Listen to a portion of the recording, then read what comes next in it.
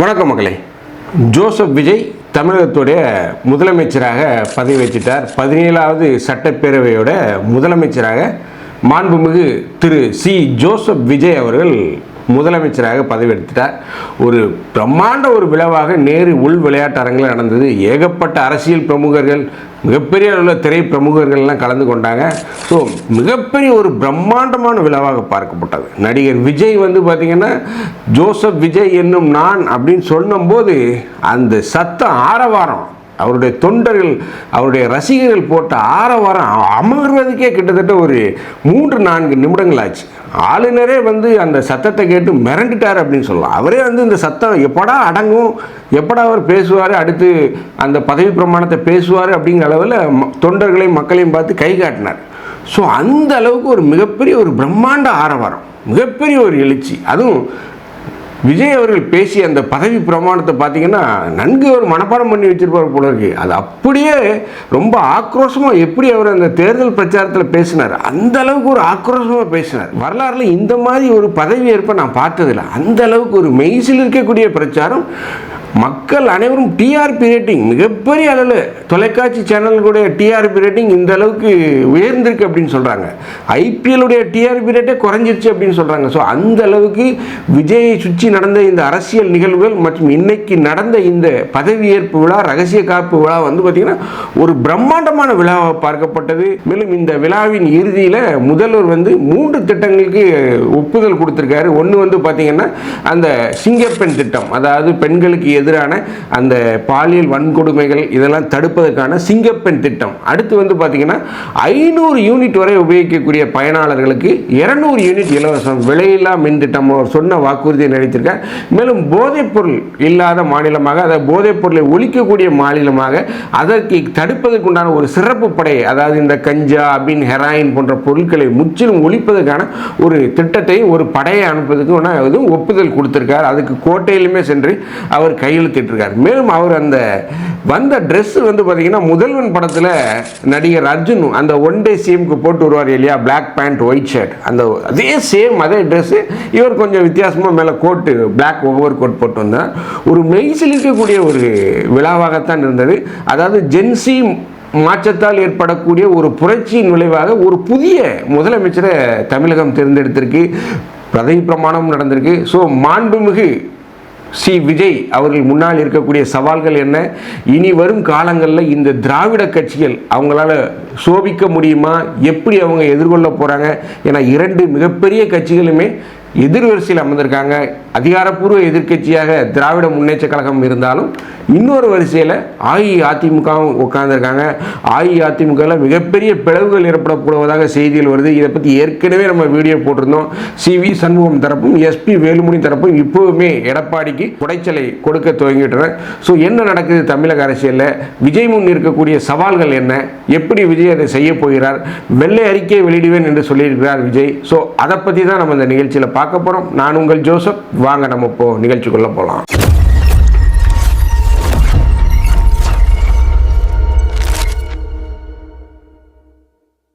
தமிழகத்தில் இனிமே சூரியன் உதிக்குமா அப்படின்னு கேட்டிங்கன்னா உதிக்கும். ஆனால் திராவிட கட்சிகளுடைய ஆட்சி உதிக்குமா அப்படின்னு பார்த்தீங்கன்னா அது இந்த திராவிட முன்னேற்ற கழகத்துடைய ஆட்சி இனிமேல் வருமா அப்படின்னு பார்த்தீங்கன்னா ஒரு மிகப்பெரிய சிக்கலை அவர்கள் சந்திப்பார்கள், ஒரு சவாலை சந்திப்பார்கள். ஏன் அப்படின்னு பார்த்தீங்கன்னா இந்த ஜென்சி சமூகம் மிகப்பெரிய அளவில் யாரையுமே தூக்கி வைக்க மாட்டாங்க, யாரையுமே தூக்கி கொண்டாட மாட்டாங்க, யாருக்கும் வாய்ப்பு கொடுக்க மாட்டாங்க. பட் அந்த அளவுக்கு ஒரு மிகப்பெரிய வாய்ப்பை கட்சி ஆரம்பித்து 3 வருடங்களில் நேரடியாக முதல்வர்ப்பது யாராலையுமே முடியல. நாம் தமிழர் கட்சியுடைய தலைவர் அண்ணன் சீமான் 15 வருடமாக நாயாக கத்திக்கிட்டு இருக்கார், ஒருவே ஓட்டு போடலை. திருமாவளவன் மிகப்பெரிய அளவில் தலித் அரசியல், அதிக மாற்றங்களுக்கான அரசியல்னு அவர் சொன்னார், அவராலையும் முடியலை. கம்யூனிஸ்டுகள் முடியலை. பட் ஆரம்பித்த 3 வருடங்களையே மிகப்பெரிய அளவில் மக்கள் மத்தியில் ஆதரவை பெற்று ஒரு மிகப்பெரிய கட்சியின் தலைவராக தன்னை முன்னெடுத்து இன்னைக்கு முதல்வர் நாற்காலியில் விஜய் அமர்ந்தார். விஜய் முகத்தில் ஒரு மிகப்பெரிய ஒரு மகிழ்ச்சி தென்பட்டது. நினைத்ததை அடைந்து விட்டோம் அப்படிங்கிறது இருந்தாலும் ஒரு மிகப்பெரிய ஒரு வாழ்க்கையில் எல்லா மனிதருக்கும் ஒரு இது இருக்கும் இல்லையா, ஒரு இலக்கை அடையும் போது அந்த முகத்தில் ஒரு நிம்மதி தெரியும் இல்லையா. இன்றைக்கி விஜய் முகத்தில் அந்த நிம்மதியை பார்த்தேன். அவர் முகத்தில் ஒரு பேர் ஆனந்தத்தை பார்க்க முடிந்தது. ஒரு முதல் சிறுபான்மையின முதல்வர், கிறிஸ்தவ மதத்தை சார்ந்த முதல்வர் தான் அண்ணன் விஜய் அவர்கள், மாண்புமிகு விஜய் அவர்கள். ஸோ இப்படி ஒரு மிகப்பெரிய பட்டத்தை அவருக்கு கொடுத்துருக்காங்க, ஒரு மிகப்பெரிய இடத்த மக்களுக்கு அவர் கொடுத்துருக்காங்க, தமிழகத்திலே முதன்மை நபராக அவருக்கு கொடுத்துருக்காங்க. ஸோ விஜய் முன் பல்வேறு சவால்கள் இருக்குது. அவர் இன்றைக்கி என்ன சொல்லியிருக்காரு அப்படின்னா, பதவியேற்பு விழா நடந்த உடனே என்ன சொன்னார்னா, தமிழக கஜானாவை இதற்கு முன்னாள் முதல்வர் MK ஸ்டாலின் வலித்து துடைத்து வைத்து விட்டார் அப்படின்றார். கஜானாவில் ஒன்றுமே இல்லை, கஜானா காலியாக போச்சு அப்படின்றார். இப்படி ஒரு மிகப்பெரிய ஒரு சவால் இருக்குது. பணம் இருந்தால் தான் ஆட்சி நடத்த முடியும். சம்பளம் கொடுக்கணும், பென்ஷன் கொடுக்கணும், நலத்திட்டங்களுக்கு உதவி பண்ணணும், புதிய திட்டங்கள் போடணும், சாலை. ஸோ மிகப்பெரிய சவால் அவருக்கு முன்னாடி இருக்குது. ஸோ இதை பற்றிய தமிழக அரசுடைய நிதிநிலை அறிக்கையை பற்றி ஒரு வெள்ளை அறிக்கையை நான் விரைவில் வெளியிடுவேன். 2 நாட்களுக்குள்ள அந்த அறிக்கை வெளியாகும். ஸோ அரசின் மீன் மிகப்பெரிய ஒரு சவால் இருக்குது. ஸோ மேலும் விஜய் அவர் ஏற்கனவே கொடுத்தது போல் அந்த 200 யூனிட் மின்சாரம் அப்படிங்கிறதையும் கொடுத்துருக்காரு. 500 யூனிட் வரைக்கும் யூஸ் பண்ணக்கூடிய பயனாளர்கள் நீங்கள் 200 யூனிட் உங்களுக்கு சலுகை அப்படின்னு சொல்லியிருக்கார்.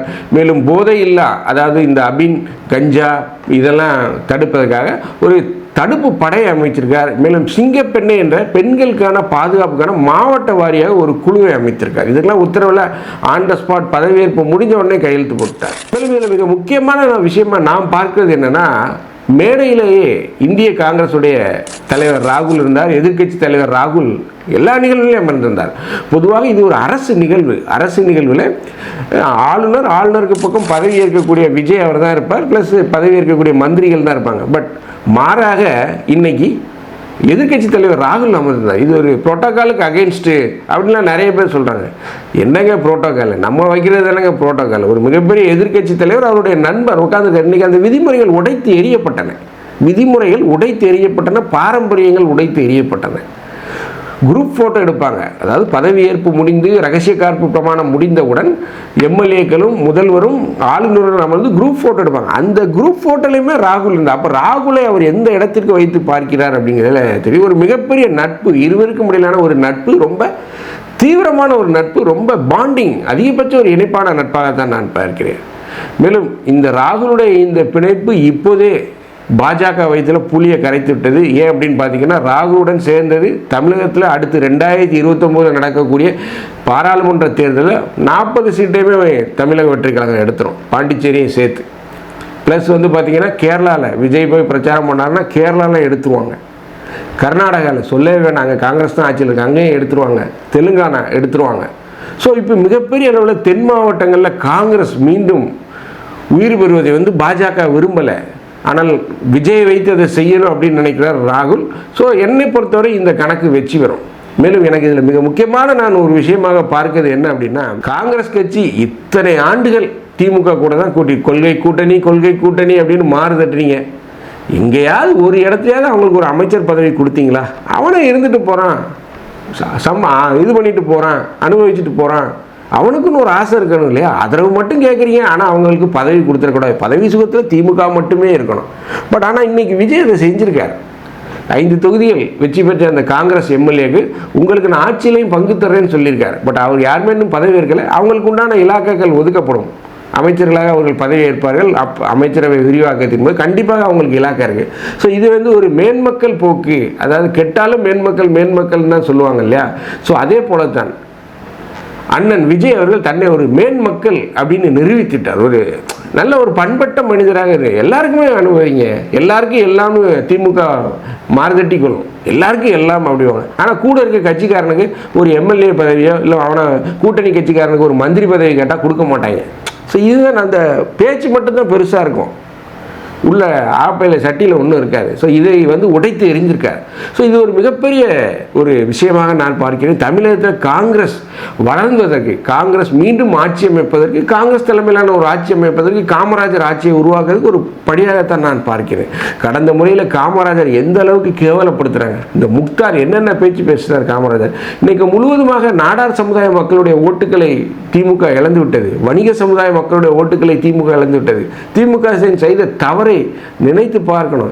இல்லையென்றால் இன்னமும் மோசமான வீழ்ச்சியை சந்திப்பார்கள். மேலும் வந்து பார்த்தீங்கன்னா இனி அடுத்து வரும் காலங்களில் என்னுடைய கணக்கு பிரகாரம் குறைந்தது 10 வருடங்கள் விஜய் அசைக்க முடியாது. 10 வருடங்கள் அவர் தான் முதலமைச்சராக இருப்பார். ஏன் சொல்லப்போனால் இன்னும் 15 வருடங்கள் கூட அவர் முதலமைச்சராக இருப்பதற்கு வாய்ப்பு இருக்குது. அந்தளவுக்கு மக்கள் அவர் மேல் நம்பிக்கையும் ஆதரவையும் கொடுத்துருக்காங்க. ஸோ இந்த 10 வருடங்கள் திராவிட கட்சிகள், அதுவும் குறிப்பாக திமுகவில் கட்சி சென்று சொல்லணும், கட்சியில் இருக்கக்கூடிய நபர்களுக்கு எதிர்காலத்தை கொடுக்கணும்னா முடியுமா பார்த்தீங்கன்னா ஒரு மிகப்பெரிய சிக்கல், ஒரு மிகப்பெரிய சரிவை சந்திக்கும். ஏன்னா அப்போல்லாம் வந்து கலைஞர் இருந்தார், ஆட்சியில் இல்லாதபோது கலைஞர் இருந்தார். அவர் ஒரு அரசியல் சாணக்கியன், ஒரு மாதிரி கொண்டு போயிட்டார். பட் ஸ்டாலினால் கொண்டு போக முடியுமா அப்படின்னு பார்த்தீங்கன்னா சிக்கல். அந்த சாணக்கியத்தனம் ஸ்டாலின்கிட்ட இல்லை. மக்களுடைய நினைப்பு என்ன, மக்களுடைய எண்ண ஓட்டம் என்ன அப்படிங்கிறத சுற்றிலும் அறியாதவர். அதனால தான் இன்றைக்கி அவர் தோற்று போனார். ஸோ தமிழகத்தில் சூரியன் அஸ்தமனம் ஆயிடுச்சு அப்படின்னு தான் நான் பார்க்குறேன். நம்மளை பொறுத்தவரை நம்ம திமுகவுக்கு எதிரி கிடையாது, திமுக வீழணும், திமுக அழிந்தொழியணுங்கிற நம்மளுடைய எண்ணம் கிடையாது. ஒரு கட்சி அப்படிங்கிறது மக்கள் கொடுத்த வாய்ப்புகளை பயன்படுத்திக்கணும், மக்கள் நல திட்டங்களில் முனைப்பு காட்டணும். அதை தவிர செய்யாமல் ஒரு குட்டி ஜமீன்தார் போல இவங்க இருந்துட்டாங்க, எல்லா மந்திரிகளும் சரி, முதல்வரும் சரி. மேலும் வந்து பார்த்திங்கன்னா இந்த பாஜகவை நம்பி இந்த அதிமுக தற்போது நடுத்தெருவில் நிற்கி. இதுவரைக்கும் டெல்லிக்கு ஓடி ஓடி போய் சேவகம் செஞ்சு டெல்லி சொல்கிறத கேட்டு கூட்டணி அமைச்சு பிரச்சாரங்கள்லாம் செய்த எடப்பாடி இன்றைக்கி அவர் கட்சியில் விரிசல். இன்றைக்கி மதியம் வந்து பார்த்திங்கன்னா சிவி சண்முகம் வீட்டில் ஒரு கூட்டம் நடக்குது, எடப்பாடி வீட்டில் ஒரு கூட்டம் நடக்குது. எடப்பாடியை மாற்றணும்னு சொல்கிறாரு சிவி சண்முகம், தலைமை சரியில்லைங்கிறாரு எம்ஆர்சி நகரில் அவருடைய வீட்டில். இப்படி தொடர்ச்சியாக அதிமுகவில் பிரச்சனை போயிட்டுருக்கு. ஸோ ஒரு சாரார் நமக்கு கிடைத்த தகவல் என்ன, ஒரு சாரார் தாவேகா விஜய் ஆதரிப்போம், ஆட்சியில் நம்மளும் பங்கு கேட்போம் அப்படிங்கிற அளவுக்கு வெளியே வந்து விட்டதாக செய்திகள் வருது. இன்னும் 2 நாட்களில் பூனைக்குட்டி வெளியே வந்துடும். இப்படி தான் போயிட்டுருக்கு நிலைமை. ஸோ ஆட்சியிலும் அதிகாரமும் இல்லாத இந்த திராவிட கட்சிகள் என்ன செய்ய போகுது, அதுவும் குறிப்பாக அதிமுக என்ன செய்ய போகுது, திமுக என்ன செய்ய போகுதுன்னு தெரியல. விஜய் ஏற்கனவே சொல்லியிருக்கார், இந்த விஜய் ஏண்டா தொட்டோம், ஏண்டா இந்த மக்களை தொட்டோம் அப்படின்னு நீங்கள் யோசிப்பீங்க அப்படின்னு சொல்லியிருக்காரு. ஸோ விஜய் திமுக செய்த குளறுபடிகளை எல்லாம் நோண்டுவதற்கு வாய்ப்பு இருக்குது. மிகப்பெரிய அளவில் ஊழல்கள் என்னென்ன நடந்திருக்கு அதன் மீது வழக்கு தொடுப்பதற்கும் வாய்ப்பு இருக்குது அப்படின்னு சொல்கிறாங்க. காவல்துறையில் மிகப்பெரிய அளவில் களையெடுப்பு நடக்கப் போவதாக செய்திகள் வருது. எந்தெந்த மாவட்டத்தில் எஸ்பி கீழே இருந்து கன்னியாகுமரி டு கும்முடிப்பூண்டி வரைக்கும் கம்ப்ளீட்டாக மாற்றுறாங்க. ஏற்கனவே நம்ம சொல்ல அதற்குண்டான பட்டியல் விஜய் கையில் ரெடியாக இருக்குது. கடந்த முறை தமிழக முதல்வர் செய்த ஒரு மிகப்பெரிய தப்பு, 2 நபர்கள் 2 முக்கிய ஐஏஎஸ் அதிகாரிகளை நம்பியாருன்னா 2 பேருமே அவரை கவுத்துட்டாங்க. நான் பேர் சொல்ல விரும்பலை. ஒன்று நம்ம நிலவு பெயரை கொண்ட, கடைசி பெயர் நிலவு பெயரை கொண்ட ஐஏஎஸ் அதிகாரி, அதை மட்டும் சொல்கிறேன். அவர் நம்பி ரொம்ப ரொம்ப இறங்கினார். பட் அவர் கவுத்து விட்டார். சமீபத்தில் கூட அவரை வீட்டுக்கு அழைத்து கிச்சன் கேபினெட் அவரை லெஃப்ட் ரைட் சென்டர் பொழந்து கட்டியிருக்காங்க. அவர் போகும்போது முதல்வர்கிட்ட என்ன சொன்னார் அப்படின்னா, நான் உங்களுக்கு எவ்வளோ நல்லது செஞ்சேன், நீங்கள் என்ன இப்படி பேசுகிறீங்களே எல்லாரும் முன்னாடி வச்சு அப்படின்னு சொல்கிறதுக்கு அங்கே இருந்த பெண்மணிகள் அவரை விரட்டாத குறையாக விரட்டியிருக்காங்க. இது நடந்த விஷயம். நம்ம சேனலில் எதுவும் நடக்காத விஷயங்களை நம்ம சொல்வது, இது முற்றிலும் நடந்த உண்மை. ஸோ இப்படி முதல்வர் என்ற பொறுப்பில் இருக்கக்கூடிய விஜய் அதிகாரிகளை மட்டும் நம்பி அரசியல் செய்யக்கூடாது. அந்த காலத்தில் மன்னர்கள் மாறு இடத்துல போவாங்க, மாறு இடத்துல போய் மக்களுடைய பிரச்சனைகள் என்ன அப்படிங்கிற கேட்கறது போல் இந்த சட்டசபையிலே, அதுவும் இந்த செக்ரட்டரியேட்லேயே உட்காந்து அரசு செய்யாதீங்க. மாதம் ஒரு முறை ஏற்கனவே விஜய் சொல்லியிருக்கார், நான் உங்களை கலெக்டர் அலுவலகத்தில் சந்திப்பேன் அப்படின்னா. ஒவ்வொரு மாவட்டம் வாரியாக, தாலுகா வாரியாக பிரச்சாரம் போங்க. அங்கே போகிற வழியில் இருக்கிற ரோடுகளை எல்லாம் பாருங்கள், சாலை வசதிகளை பாருங்கள், கழிவுநீர் வசதிகளை பாருங்கள், அதெல்லாம் உடனே செய்ய சொல்லுங்கள். ஸோ இதை மட்டுமே நீங்கள் செய்தால் மக்கள் உங்களை கொண்டாடுவார்கள். ஸோ இந்த மாற்றத்தை தான் மக்கள் விரும்புகிறார்கள். ஸோ விஜய்க்கு ஒரு மிகப்பெரிய பொறுப்பு கொடுக்கப்பட்டிருக்கு. அவர் எப்படி செயல்படுவார், என்ன செயல்படுவார் அப்படிங்கிறத வருங்காலங்களில் நம்ம பார்க்கலாம். நிறைய திமுக செம்புகள் இப்பவுமே வந்துட்டாங்க. என்ன அப்படின்னா, விஜயோடைய பதவியேற்பு விழாவில் தமிழ் தாய் வாழ்த்து கடைசியாக 3ஆவதாக பாடப்பட்டது, வந்தே மாதரம் பாடப்பட்டது அப்படின்லாம் சொல்லி இப்பவுமே வேலையை காட்ட ஆரம்பிச்சிட்டாங்க. அவர்களுக்கெல்லாம் நான் சொல்லுவது என்ன அப்படின்னா, தமிழ் தாய் வாழ்த்தை கடைசியாக பாடுவதால் தமிழ் ஒன்றும் அழியப் போவதில்லை, தமிழ் தாய் ஒன்றும் செத்து போவதில்லை. தமிழ் கண்டிப்பாக வாழும். தமிழ் என்ற மொழியை எந்த கொம்பன் வந்தாலும் அசைக்க முடியாது. அது அவ்வளோ பெரிய பழமை வாய்ந்த மொழி, புகழ்பெற்ற மொழி. தமிழை எவன் நினைத்தாலும் அழிக்க முடியாது. கடைசியாக பாடினாலும் தமிழ் அழியாது. அப்பேற்பட்ட மொழி, எப்பேற்பட்ட கொம்பன்கள்லாம் அழிக்கணும்னு நினைச்சாங்க, தமிழை யாராலும் அழிக்க முடியாது. ஸோ இந்த திமுக ஊபிஸ் தயவுசெய்து இந்த மாதிரியான கீழ்த்தரமான அரசியல் செய்யாதீர்கள். தற்போது இருக்கக்கூடிய அரசு ஒரு நல்ல அரசு, மக்கள் தேர்ந்தெடுக்கக்கூடிய அரசு. இந்த அரசின் மீது கரியை வாரி பூசணும் அப்படின்னு நினைத்தீங்கன்னா, கடந்த முறை அதைத்தான் செய்ய நினைத்தீர்கள். கரியை வாரி பூசணும் அப்படின்னு நினைச்சின்னா மக்கள் உங்கள் முகத்தில் ஏற்கனவே கரியை பூசியது போல் மீண்டும் உங்கள் மீது கரியை பூசுவார்கள். இந்த வீடியோ உங்களுக்கு பிடிச்சிருந்துச்சுன்னா தயவுசெய்து லைக் பண்ணுங்கள், ஷேர் பண்ணுங்கள், சப்ஸ்கிரைப் பண்ணுங்கள். மறக்காமல் உங்கள் கருத்துக்களை கமெண்ட் செக்ஷனில் சொல்லுங்கள். நன்றி, வணக்கம்.